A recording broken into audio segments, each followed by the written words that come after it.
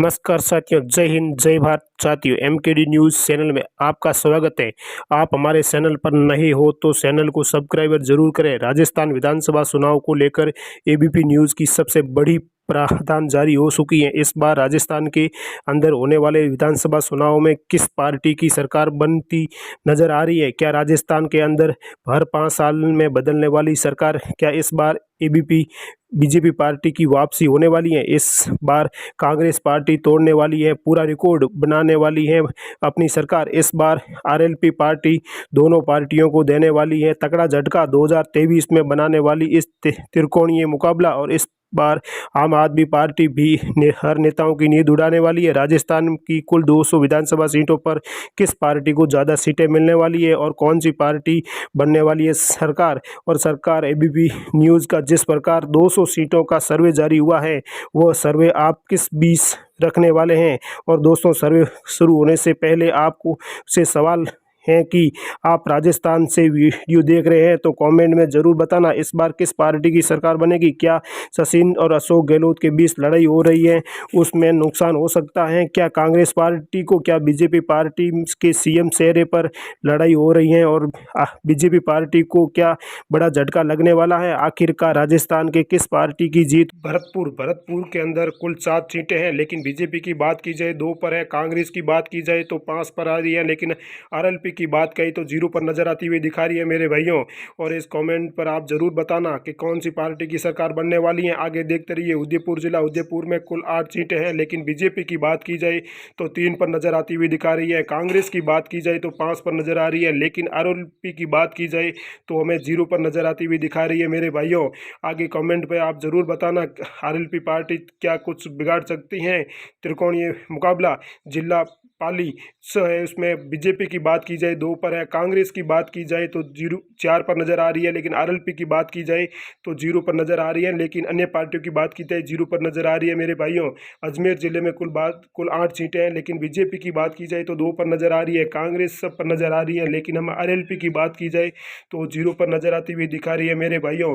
देखते रहिए। अजमेर जिले में कुल 8 सीटें हैं, लेकिन जिला जोधपुर की बात की जाए हम तो 10 सीटें हैं, लेकिन बीजेपी की बात की जाए तो 3 पर नजर आ रही है, लेकिन कांग्रेस की बात की जाए तो 5 पर नजर आ रही है, लेकिन हम आरएलपी की बात करते हैं तो वो 1 पर नजर आती हुई दिखाई दे रही है, लेकिन हम अन्य पार्टियों की बात की जाए तो भी वो 1 पर नजर आती हुई दिखा रही है। जोधपुर जिले में जिला बाड़मेर में 7 सीटें हैं, लेकिन उसमें से बात की जाए बीजेपी की तो 2 सीटें नजर आती हुई दिखाई रही है, लेकिन हम बात करते हैं कांग्रेस की तो 4 पर नजर आती हुई दिखाई दे रही है, बात करते हैं आरएलपी की तो 1 पर नजर आती हुई दिखाई दे रही है, लेकिन हम अन्य पार्टियों की 0 पर नजर आती हुई दिखाई दे रही है। जिला जयपुर उनमें 19 है, लेकिन बीजेपी की बात की जाए तो 7 पर नजर आ रही है, कांग्रेस की बात की जाए तो 11 पर नजर आ रही है, लेकिन आरएलपी की बात की जाए तो 0 पर नजर आ रही है, लेकिन अन्य पार्टियों की हम बात करते हैं तो भी वो 1 पर नजर आती हुई दिखाई दे रही है मेरे भाइयों।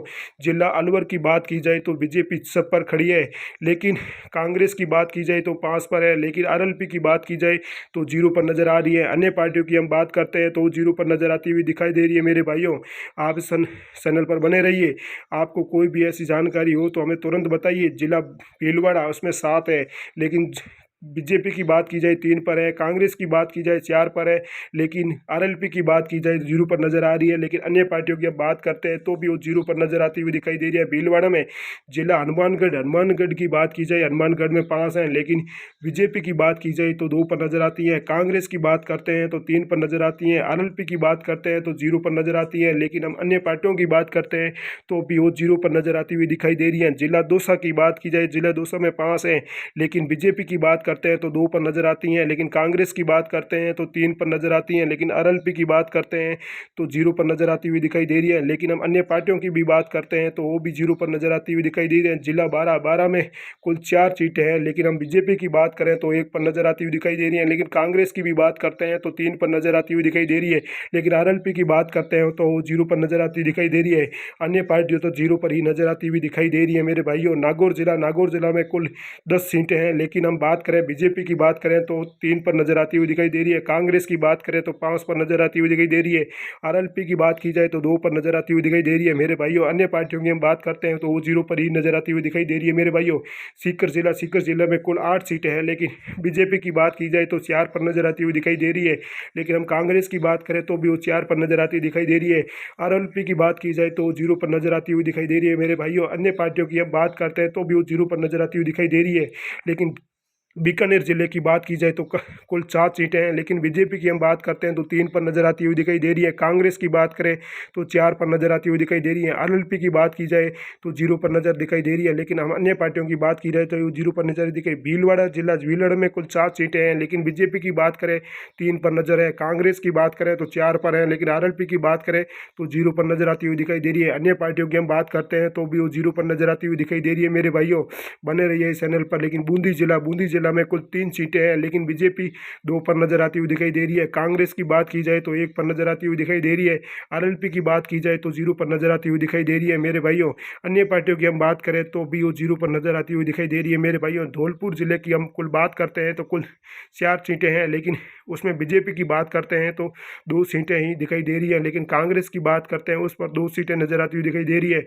हम आरएलपी की बात करते हैं तो 0 पर नजर आती हुई दिखाई दे रही है मेरे भाइयों। अन्य पार्टियों की हम बात करते हैं तो भी 0 पर जोधपुर में कुल 8 सीटें हैं, लेकिन बीजेपी की 4 नजर आ रही है। लेकिन कांग्रेस की बात करते हैं तो भी 4 नजर आती हैं। लेकिन आरएलपी की बात करते हैं तो 0 पर नजर आती हुई दिखाई दे रही है मेरे भाइयों।